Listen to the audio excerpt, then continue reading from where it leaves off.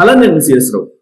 ఆంధ్రప్రదేశ్కి Google cloud hub వచ్చేసింది, AI hub అంటున్నారు దాన్ని. అది ఒక పెద్ద గేమ్ చేంజర్ అని చంద్రబాబు నాయుడు గారు చెప్తున్నారు. బట్ కొంతమంది మాత్రం రకరకాలుగా రేడియేషన్ అని, దానివల్ల ఎంప్లాయ్మెంట్ రాదని ఇలా చెప్తున్నారు. దీని మీద టెక్ గురువుగా తెలుగు వాళ్ళందరికీ బాగా పరిచయం నల్లబోతు శ్రీధర్ గారు. ఆయన టెక్నాలజీ మీద అసలు ఫస్ట్ రీసెర్చ్ చేసి ఆయన మ్యాగజైన్ కూడా నడిపారు. ప్రస్తుతం మన దగ్గర ఉన్న ఇంటరాక్టివ్. సార్ నమస్తే శ్రీధర్ గారు. నమస్తే సార్.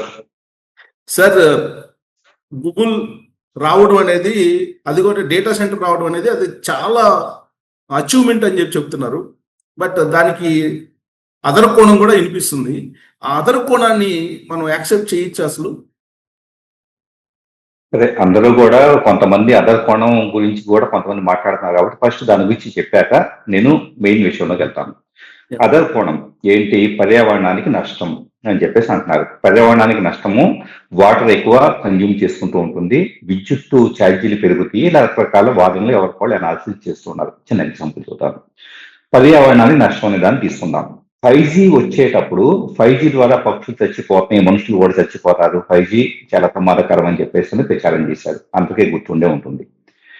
ఈరోజు ఇరాన్లో న్యూక్లియర్ ప్లాంట్స్ ఉంటాయి. ఇరాన్లో nuclear explosive nature of the ఎనర్జీకి మించిన ప్రమాదకరమైనది ఏది లేదు.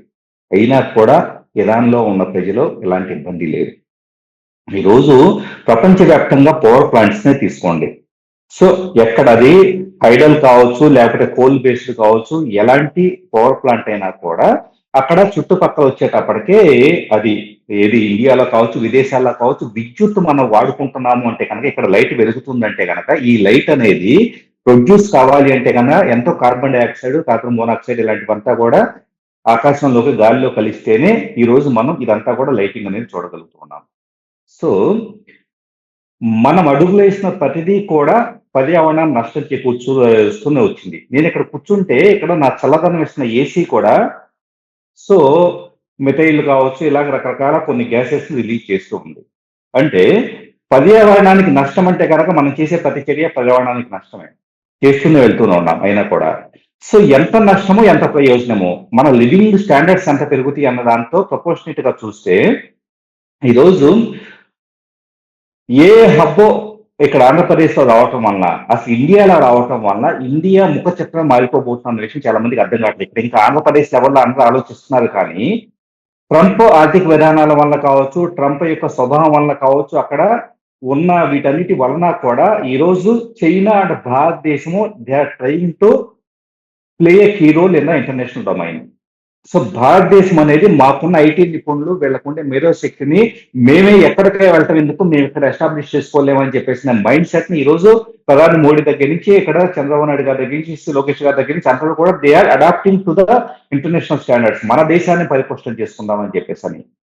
మరి వాటితో పోలిస్తే ఎక్కడికో ఇల్లు వదిలిపెట్టి, మన పల్లెటూళ్ళలో చూస్తే ఇల్లు వదిలిపెట్టి నాకు ఐటీ జాబ్ కావాలి అని చెప్పేసి అని యుఎస్ వెళ్ళిపోయి 10 ఏళ్లకో 20 ఏళ్లకో, లేకపోతే అమ్మ నాన్న చనిపోయినా కూడా కొన్ని సందర్భాల్లో సమయానికి అందుకోలేని పరిస్థితుల్లో ఈ రోజు ఉన్నాం మనం. ఎందుకంటే కనుక కడుపు కోటి కోసం విదేశాలకు వెళ్లాల్సిన పరిస్థితి. ఇక్కడ అలాంటి అవకాశాలు ఇక్కడ వస్తుంటే కనుక ఏం ప్రాబ్లం అండి? మన ఇగో ఒప్పుకోవట్లా. ఏమి ఒప్పుకోవట్లేదంటే కనుక ఇదేంటి చంద్రబాబు నాయుడు గారు తీసుకురావడం ఏంటి, మోడీ సపోర్ట్ చేయడం ఏంటి అని చెప్పేసి ఇగో ఒప్పుకోవట్లా. ఈ ఇగోను దాటిపోయేసి ఇది మన రాష్ట్ర ప్రజల ప్రయోజనాల కోసం అని చెప్పేసిన భావన ఎప్పుడైతే వస్తుందో, ఇది మన పిల్లల కోసం అని చెప్పేసిన భావన, మన సొంత ఏ పార్టీ అయినా, ఏ కులమైనా, ఏదైనా కూడా ఇది మన పిల్లల భవిష్యత్తు కోసం, మన కోసం అని చెప్పేసి అని. ఒకప్పుడు హైదరాబాద్ లో హైటెక్ సిటీ, అదేమంటే హైటెక్ సిటీ గురించి చెప్పుకుంటారంటారు. ఎందుకు చెప్పుకోకూడదు? ఎందుకు చెప్పుకోకూడదు? ఈ రోజు ఆర్డీ కార్లో తిరుగుతున్నారంటే, విల్లాలు కొనుక్కుంటున్నారంటే కనుక మరి అదే హైటెక్ సిటీ లాంటివి పెట్టిన పుణ్యం వల్లనే కదా. అదే బీసీఏ, ఎంసీఏ లాంటివి మేము కంప్యూటర్ మ్యాగజైన్ అరౌండ్ 2000 రాస్తుంటే కనుక గర్వంగా ఉండేది. అప్పటిదాకా అంతా సివిల్ సర్వీసెస్, బిఎస్ఆర్బి, ఆర్ఆర్బి వీటి గురించి అవే ఉద్యోగాలు అనుకునేవాళ్ళు. అలాంటిది కాస్త మన వాళ్ళు బీసీఏ, ఎంసీఏ, ఇంజనీరింగ్ కోర్సెస్ చేస్తుంటే కనుక గర్వంగా ఉండేది. ఎవరు పెట్టిన భిక్ష? సో ఎమోషన్ కాదండి ఇక్కడ సీరియస్లీ విజన్ అనేది, విజన్ ఉన్న లీడర్స్ ని మనం విజన్ అర్థం చేసుకుని వెళ్ళాలి. సో ఇది పక్కన పెడితే ఇప్పుడు మీరు మీ పోస్ట్ కూడా నేను చదివాను. చంద్రబాబు నాయుడు గారిని లోకేష్ గారిని అప్రిషియేట్ చేయకుండా ఉండలేకపోతున్నాను గూగుల్ డేటా సెంటర్ తీసుకొచ్చినందువల్ల అని చెప్పి మీరు పోస్ట్ కూడా పెట్టారు, నేను చదివాను. అయితే దీనివల్ల అదనంగా ఇప్పటి వరకు మనం ఐటీలో ఒక సెక్టర్ ఒక లెవెల్ చూసాం, నెక్స్ట్ లెవెల్కి ఐటీ వెళ్ళబోతుంది, ఆర్టిఫిషియల్ ఇంటెలిజెన్స్కి వెళ్ళబోతుంది అని అంటున్నారు కదా, దానికి ఇది ఎలా పనికొస్తుంది? ముఖ్యంగా ఏంటంటే ప్రపంచంలో ఇప్పుడు దాకా టెక్నాలజీ అంతా కూడా ఇప్పుడు వెబ్ 1 వెబ్ 2 అని ఎలాగైతే మనం ఇంటర్నెట్ ని సపరేట్ చేసుకున్నామో అలాగే ఇప్పుడు టెక్నాలజీ కూడా ఒక కొత్త దశలోకి వచ్చిందండి. ఎలాంటి దశ?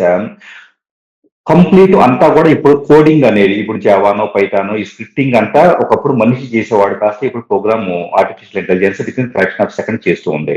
టెస్టింగ్ లాంటివి కూడా ప్రోగ్రామింగ్ అది చేస్తూ ఉంది. మరి ఎంతమందికి ఉద్యోగాలు పోతున్నాయి అనే ప్రమాదంలో జనాలు భావిస్తూ ఉన్నారు. ఇక్కడ ఈ రోజు నేను లోకేష్ గారు మాట్లాడే దాంట్లో ఎందుకు ఐ అప్రిషియేట్ దెమ్ అనే మాట వాడుతున్నానంటే సీరియస్లీ ఐ కీన్లీ అబ్జర్వ్. నేను పెద్దగా పొలిటికల్ విషయాలు పట్టించుకొని ఎందుకంటే ర్యాండమ్ గా ఆయన ప్రెస్ మీట్ ఆ నోటీస్కి వస్తే ఒక అద్భుతమైన మాట అన్నారండి. ఆర్టిఫిషియల్ ఇంటెలిజెన్స్ చూసి పీపుల్ అంతా కూడా భయపడుతున్నారు. వి ఎంబ్రేస్ ఇట్. దాన్ని మనం వాటేసుకుందాం, దాన్ని మనం సొంతం చేసుకుందాం, దాంట్లో మనం ఏం చేయొచ్చో మనం నిరూపించుకుందాం, దాని స్ట్రెంత్ దాని ద్వారా మన పొటెన్షియాలిటీ పెంచుకుందాం అని చెప్పేసి అన్నారు. ఎంత బెస్ట్ ఉంటే ఒక లీడర్ ఆ మాట మాట్లాడతారు. ఇప్పుడు అందరూ ఏ ద్వారా ఉద్యోగాలు పోతున్నారు, భయపడుతున్నారు. సో మనం చేస్తున్న కంఫర్ట్ జోన్ లో ఉన్న ఉద్యోగాలు పోవటం అనేది పోవచ్చేమో, కానీ స్కిల్స్ అప్డేట్ చేసుకుంటే ఇక్కడ వైజాగ్ లో పర్టికులర్ గా డేటా సెంటర్ రావటం వలన, అది ముఖ్యంగా గూగుల్ లాంటిది రావటం వలన, గూగుల్ డేటా సెంటర్ రావటం వలన ఈ రోజు ప్రపంచం దృష్టి అంతా కూడా ప్రపంచంలో దిగ్గజ కంపెనీలంతా కూడా గూగుల్ ఎక్కడ పెట్టిందా, ఓకే అంటే ఇక్కడ ఏదో సంథింగ్ ఇప్పటిదాకా మనం పట్టించుకోలేదు, ఇక్కడ ఏదో మంచి పొటెన్షియాలిటీ ఉంది అని చెప్పేసి అనే దృష్టి వైజాగ్ మీద పడుతుంది. So 100% it's the crucial move అండి. అంటే ఒక పెద్ద సంస్థని ఇక్కడ తీసుకురావడం అనేది మామూలు విషయం కాదు. ఇప్పుడు ఏమైందంటే మిగతా సంస్థలంతా కూడా ఇక్కడికే వచ్చే స్కోప్ అనేది అది 6 నెలలు పట్టచ్చు, సంవత్సరం పట్టచ్చు, 2 సంవత్సరాలు పట్టచ్చు. సో ఇక్కడికి వచ్చే స్కోప్ అనేది ఉంది. దాంతో పాటు పెద్ద సంస్థలే మాత్రం కాదు, మిడిల్ లెవెల్ కంపెనీస్, వాటితో పాటు స్టార్టప్స్. నా బోటి వాడు ఏదో ఒక ఐడియా వచ్చింది అనుకోండి, ఓకే ఒక 10 మంది 100 మంది టీంతో ఒక స్టార్టప్ అక్కడ తయారు చేసి AI based services, enabled services ఇవ్వడానికి ఇక్కడ గూగుల్ ఉంది కదా, అక్కడంతా కూడా మార్కెట్ విస్తరిస్తుంది కదా. ఎప్పుడైనా కూడా ఎక్కువ సిస్టమ్ అండి. ఒక ఆఫీస్ వచ్చిందని పీపుల్ ఆఫీస్ సరిపెట్టరు. ఒకటే అక్కడ ట్రాన్స్పోర్టేషన్ పెరుగుతుంది, సో లివింగ్ స్టాండర్డ్స్ పెరుగుతూ ఉంటాయి, ప్లస్ కనెక్టివిటీ పరంగా కూడా గూగుల్ వచ్చేటప్పటికే సముద్రంలో under water connectivity, fibre optic ఇదంతా కూడా వాళ్ళు ఎస్టాబ్లిష్ చేస్తూ ఉన్నారు. సో ఇదంతా కూడా infrastructure eco system infrastructure development ఏదైతే ఉందో ఇది అక్కడ పెనెట్రేట్ కావడానికి. ఈ రోజు మనం హైదరాబాద్ చూసి హైదరాబాద్ ఇక అల్టిమేట్ అని చెప్పేసి ఎలా అనుకుంటున్నామో, హైదరాబాద్ 10 రెట్లు వైజాగ్ గ్రోత్ కాబోతున్న విషయం ఈ రోజు కరెక్ట్ గా ఐటీ ఇండస్ట్రీలో పూర్తి కోర్ అండర్స్టాండింగ్ ఉన్న ఎవరికైనా కూడా ఇప్పుడే అర్థమవుతుంది. హైదరాబాద్ కంటే 10 రెట్లు వైజాగ్ డెవలప్ కాబోతూ ఉంది. ఇది అర్థం చేసుకుంటే ఖచ్చితంగా ఇంకొక విషయం ఏంటంటే లోకేష్ గారు, చంద్రబాబు గారు, మోడీ గారు ఇలాగా విజన్ ఉన్న లీడర్స్ ఇండియాని పరిపుష్టం చేయడానికి వీళ్ళుంటే సరిపోదండి.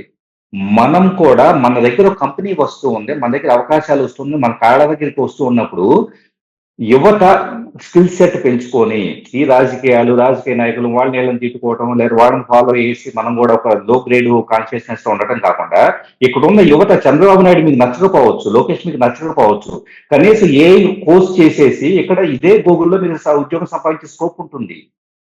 అంటే ఎప్పుడు కూడా ఎమోషన్ కంటే కూడా ఎవరినో తిట్టడం, ఎవరినో డిగ్రీ చేయడం కంటే కూడా మనం ఎదగటానికి మన దగ్గర ఒక అవకాశం వచ్చింది, దాన్ని కరెక్ట్ గా అర్థం చేసుకున్న వాళ్ళు ఎదుగుతారు. లేకపోతే ఏంటంటే ఇలాగే 20 ఏళ్ళు పోయినా కూడా తిట్టుకుంటూ బతుకుతారు.